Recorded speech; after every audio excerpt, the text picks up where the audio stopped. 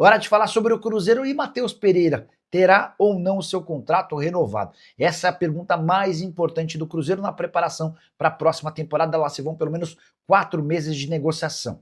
Surgiu até nessa semana a notícia de que o Pedro Lourenço, dono da SAF do Cruzeiro, teria tomado para si as tratativas com o Eduardo Maluf, responsável por gerenciar a carreira do Matheus Pereira.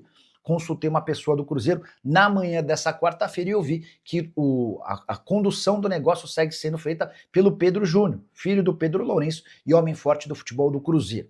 Existe uma confiança no Cruzeiro de que o Matheus Pereira só não fica por eventualmente alguma proposta da Europa. Há muita garantia dentro do clube de que o Matheus Pereira não assinaria um pré-contrato para jogar num rival do Cruzeiro. Vale a lembrança de que o vínculo se encerra em junho do ano que vem e a preocupação lá é de perder o Matheus Pereira e um investimento de 5 milhões de euros feito no ano passado quando da compra de 50% dos seus direitos econômicos junto ao Al Hilal. O Matheus Pereira já pode, a partir de janeiro, assinar um pré-contrato com qualquer clube do Brasil ou do exterior. Até por isso o Cruzeiro acelera o passo e topa fazer do Matheus Pereira o jogador mais bem pago do elenco cruzeirense. Hoje esse status pertence ao Gabigol, que ganha 2 milhões e 400 mil mensais. O Matheus Pereira aparece como o segundo jogador mais bem pago, com salário de 1 milhão e 800 mil.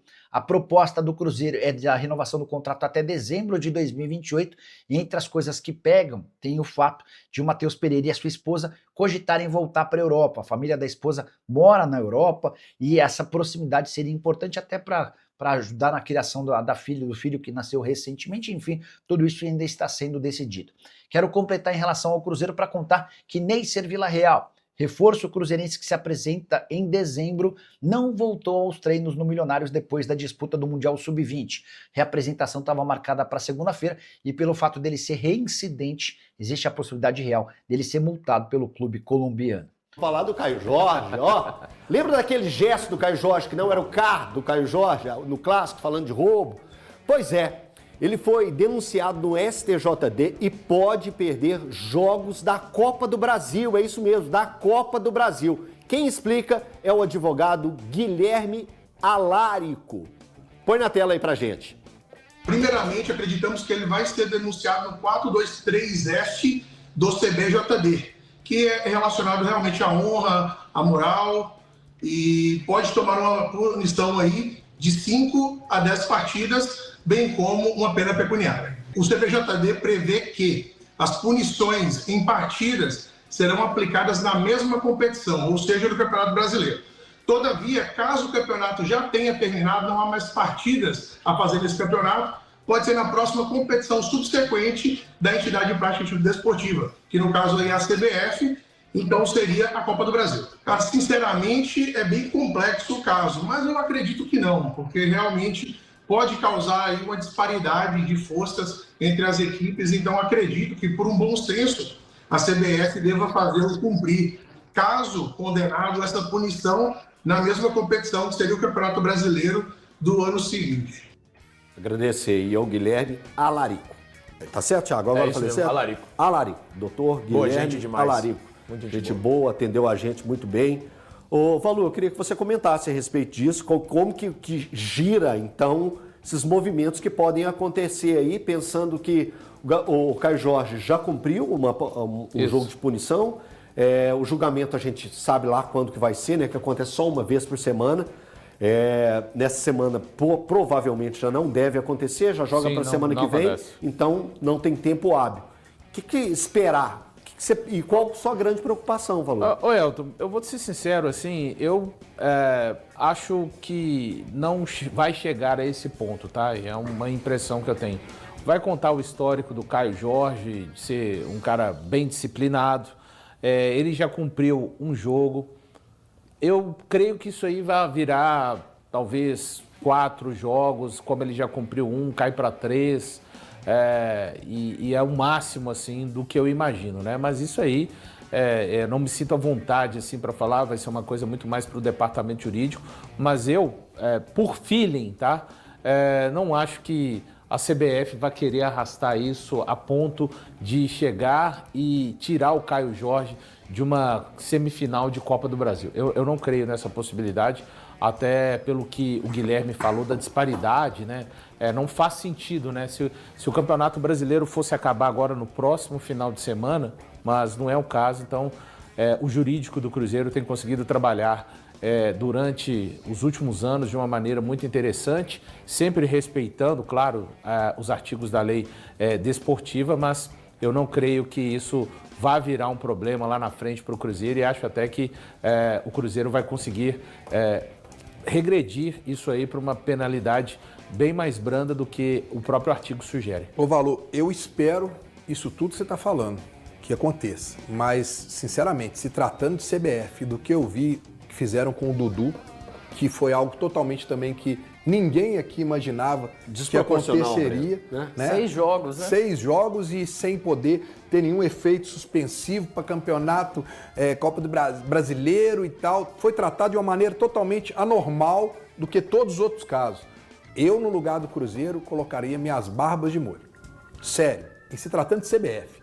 O Valu falou muito bem, o trâmite natural é esse, mas se tratando de CBF, e o histórico e principalmente muito, né? Em relação aos clubes mineiros, eu teria muita cautela. E se puder, olha, pode julgar já de uma vez, julga de uma vez o Caio Jorge, o ideal correr o risco. Já semana que vem, defende ele, se ele pegar 1, 2 jogos, né? Já resolve. Tá bom, resolve aí. Tem o Gabigol que tá aí em forma também, que pode ajudar e tudo mais. Mas deixar se aproximar da Copa do Brasil com o Corinthians lá, né? Cara, eu não correria esse risco, não. Mas eu acho improvável que isso aconteça, Breno. Eu também achava improvável o Dudu tomar uma suspensão. Mas é diferente, o caso do Dudu é numa situação diferente. Eu não arriscaria. Num contexto em que ele fala com a Leila uma coisa... Enfim, trataram como um caso de misoginia, salvo engano. Sim. Então, assim, são casos diferentes, velho. Casos muito diferentes. É um caso, nesse caso do Caio Jorge, que existem outros casos semelhantes. E a gente já sabe mais ou menos o que é. O do Dudu era algo novo. Agora, a expectativa talvez seja, num caso semelhante ao que ficou cometido pelo Dudu por outro atleta, que aconteça algo semelhante ao que aconteceu com ele. Mas nesse caso do Caio Jorge, cara, é só a gente ver. O Felipe Melo fez algo parecido. Foram 5 jogos, né, Balu? 5. E o Hulk fez algo parecido, 3 jogos. 3 jogos. O Caio Jorge, se ele pega 3 jogos, que é o mesmo do Hulk, e olha que eu acho que o Caio Jorge não tem todos os agravantes que o Hulk tem. O histórico dele favorece muito. Isso, o histórico dele favorece muito mais do que o do Hulk. Se o Caio Jorge pega os mesmos 3 jogos que o Hulk pegou, cara, ele já cumpriu 1 mais 2 jogos. Seriam esses jogos do Campeonato Brasileiro. Então, assim, eu acho que vai ser papo de no máximo 2 jogos. Tipo assim, 3... Cumpriu 1, vai cair para 2. Fica mais 2. Então, assim, eu honestamente acho que, cara, não vai para a Copa do Brasil. Eu tô com o que o doutor Guilherme Alarico falou aí. Vamos aguardar, né? Tem que aguardar aí, porque a grande preocupação é quando que vai ser colocado esse julgamento. Ontem mesmo a gente estava debatendo aqui durante o programa e a gente falou, que não seja julgado agora, que era hoje, né? Que não seja julgado hoje. Porque tem um jogo com o Palmeiras, Que tem um jogo contra o Palmeiras. Hoje o nosso pensamento já é um pouco diferente. Eu não sei se pensando, né, tendo essa preocupação dos jogos de Copa do Brasil, eu, particularmente, se tivesse a escolha de seja julgado hoje, eu preferia que julgasse hoje. Que aí você teria o Gabigol contra o Palmeiras. Mas o Cruzeiro perde muito. Eu acho que até tem um elemento... Então você também não está confiando muito aí no que o Thiago falou da CBF, não. Você também está bem desconfiado. Confiando e desconfiado. Não, eu me preocupo. Eu estou bem diferente de vocês. A minha preocupação é protelar, não julgar agora, deixar para julgar depois da data FIFA. É só um julgamento por semana? É só um julgamento, né, Thiago? Vocês que me falaram isso, eu nem sabia. Não, eu acredito, eu vi isso só em um algum dia lugar. na semana, né? Eu acho que é só um dia na semana que faz vários julgamentos. Pega um balaio de julgamento e vai julgando. A minha preocupação é deixar para julgar depois da data FIFA, que ela termina 15 de dezembro, correto, Valor? 15 de novembro. 18 de novembro, na verdade. Isso. Então, julgar só depois dessa data, aí o Caio pega 4 jogos, aí já complica, porque é reta final de Campeonato Brasileiro. Entendeu? Essa é a minha grande preocupação. O Kaique fechou uma parceria com uma agência que representa o Ian Couto e o Camavinga. Valu! Valu, Valu! Ontem a gente falou sobre isso aqui. Será isso um passo além para ela, a Europa, Valu? É difícil dizer, né? Mas ele está entrando num patamar de maior evidência. Teve recentemente numa lista possível, né, de jogadores a serem convocados para a seleção brasileira do Carlo Ancelotti. É a mesma agência também do Palmer, ótimo jogador do Chelsea, né? Então ele está realmente fazendo essa mudança, mas dizer que isso já significa, a gente sabe, fala o óbvio, né? O Borussia esteve aqui no último final de semana vindo olhar o Cauã Prats. O Kaique também é jovem, já despertou o olhar da Europa. O Cruzeiro tem hoje, na verdade, a questão como o Cruzeiro vai tratar isso, vai lidar com os atletas, as famílias, os seus respectivos empresários. A verdade é que o Cruzeiro tem hoje, pelo lado esquerdo do campo, 2 laterais com muito potencial, que estão sim em evidência. O Kaique faz uma temporada muito forte, uma excelente temporada do Kaique, que até bem pouco tempo era sombra do Marlon, né? E graças ao Jardim, claro, a qualidade desses atletas, mas foi uma escolha feita pelo Jardim lá em fevereiro do Marlon tomar o rumo do Grêmio e de bancar, né, o Cauã Prats como reserva imediato do Kaique. Então a gente sabe, Elton, que são jogadores, falando especificamente do Kaique, jogador que tem longo contrato com o Cruzeiro, que cada vez mais, à medida que um time conseguir se destacar, fazer a campanha que o Cruzeiro faz nessa temporada, e o objetivo do Cruzeiro e do Pedro Lourenço é colocar o Cruzeiro não somente no ano de 25 competindo lá em cima, mas sim a médio e a longo prazo, o time voltando a ter esse nível de competição, é normal que os jogadores despertem interesse. Gui, me fala uma coisa, na sua visão, na sua opinião, quais são os 3 melhores laterais esquerdos do Brasil hoje? Cara, o Kaique tá entre eles, acho que o Piquerez. O Flamengo, ele tem uma dúvida, né? Ora joga o Alexandro, ora joga o Ayrton Lucas. Mas eu coloco dos 3 que estão brigando. É isso pra você? Isso. Então você vê o Kaique com uma condição de estar sonhando com a seleção brasileira. E nas últimas semanas, o Porto e o Benfica fizeram sondagens por ele, né? O Cruzeiro até aqui não abriu conversas. Teve do Zenit também, não teve, Gui? Zenit. E acho que vai ser difícil, viu, Eltinho? Difícil segurar ou difícil tirar, Thiago? Cara, tomara que seja difícil tirar, porque eu imagino que o contexto ideal seria a perda do Kaique a partir de julho do ano que vem. Só que o Cruzeiro já sabe que a situação vai azedar por agora e que em janeiro já deve vir proposta grande. O Cruzeiro não vai conversar ali por menos de 12, 13 milhões de euros. O Cruzeiro não coloca valor, mas conversar é no mínimo isso aí para conversar. Ontem você falou aqui que a proposta que pudesse chegar pelo reserva eminente dele seria também na segunda quinzena. Não. É que o reserva dele só pode sair na segunda quinzena. Então, porque completa eu gostaria que ele saísse na segunda metade. Tiveram empresários aqui do futebol alemão observando isso. É porque ele só pode sair a partir de agosto do ano que vem. Então, o que eu tô falando agora você fala que você também tá imaginando uma possível... Você já pensou se ano que vem o Cruzeiro tiver proposta pelos 2?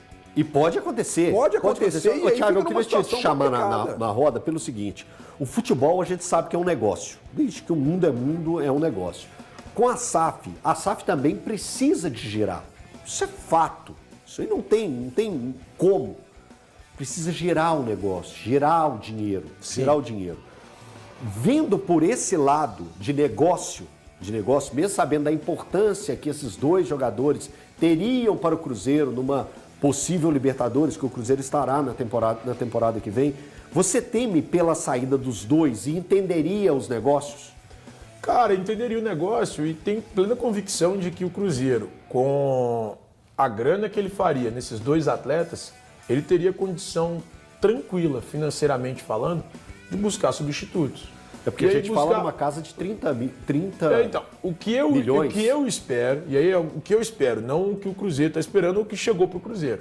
O que eu espero é algo ali entre 12 e 13 pelo Kaique e algo ali entre 17 e 18 pelo Cauã Prats. Eu sei que nós estamos em Minas Gerais, que aqui os negócios são com valores inferiores aos de São Paulo, porque nós temos uma proporção em termos de Brasil inferior, de fato, não é uma escolha minha, mas eu imagino que esses garotos tenham condições de serem negociados por algo nessa casa.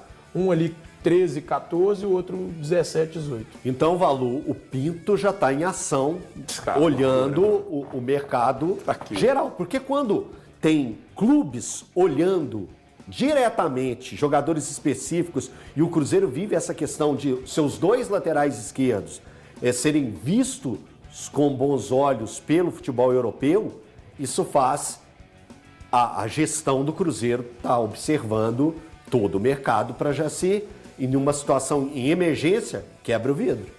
Assim, não é o prognóstico hoje, tá, Elton? Assim, claro que a gente tem que lembrar que uma negociação, quando ela acontece, não é só a vontade do clube. Existem, um termo que você sempre gosta muito de usar, existem várias pontas a serem amarradas numa negociação.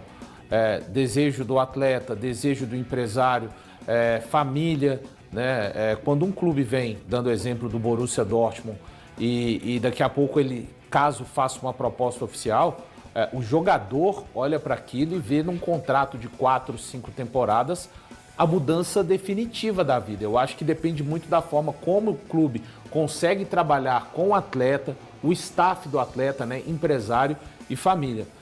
Uma coisa eu sei, o projeto do Cruzeiro 2026 é deixar o time muito mais forte e não, neste momento, olhar para o mercado em busca de possíveis substitutos para a lateral esquerda. Fala pessoal, estamos aí com atualizações importantes do Cruzeiro. Se inscreva e ative o sininho para receber mais atualizações da Raposa todos os dias. Deixe seu like, que é muito importante para o crescimento do canal.